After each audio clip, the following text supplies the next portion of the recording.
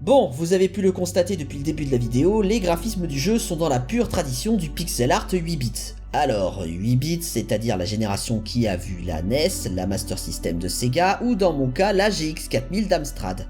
Je n'ai pas parlé de ce type de direction artistique sur ma chaîne, mais le pixel art, au départ le fruit des limitations techniques de l'époque, aujourd'hui c'est devenu une mode, surtout dans la scène indépendante. Autant dire que je suis assez agacé vis-à-vis de ça. Ouais, j'ai souvent tendance à considérer les pixel art comme une solution de facilité, des exceptions existant bien sûr, comme le visuellement éblouissant Blasphemous qui pousse l'animation en pixel art super loin. Quelques infos en chemin. Pour son travail artistique, David a utilisé Paint.net, un logiciel de retouche d'images et de graphisme bitmap totalement gratis, conçu à la base comme une alternative à Microsoft Paint.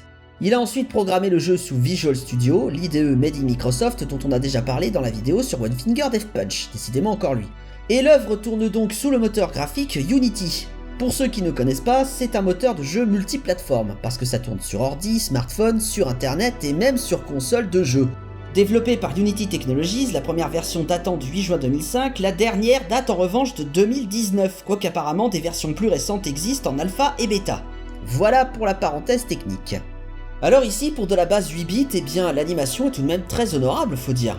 Le personnage est assez détaillé, ses mouvements sont convaincants, et côté environnement, l'eau qui bouge, la pluie qui tombe, et les flammes qu'on allume sur les torches qu'on trouve un peu partout, tout comme les effets de particules qui accompagnent les wisps. Bon, y a pas que la base 8 bits qui fait bien son taf là, y a un plus qui s'ajoute par-dessus, c'est ce qu'on appelle l'effet de Bloom. Vous savez, ces effets de lumière qui ressortent de toutes sources potentielles, les wisps, les flammes, l'épée de notre personnage, etc. Même la flotte sans deck, je suis sûr que c'est l'eau thermale qu'on trouve chez les Gorons dans Zelda. Bref, visuellement c'est très agréable à l'œil et ça contribue à donner un certain aura au jeu.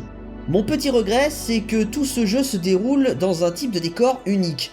On a vu un niveau, ce sera la même gueule pour tous les autres. Et en termes d'ensemble de plateformes, certains se répètent d'un district à l'autre.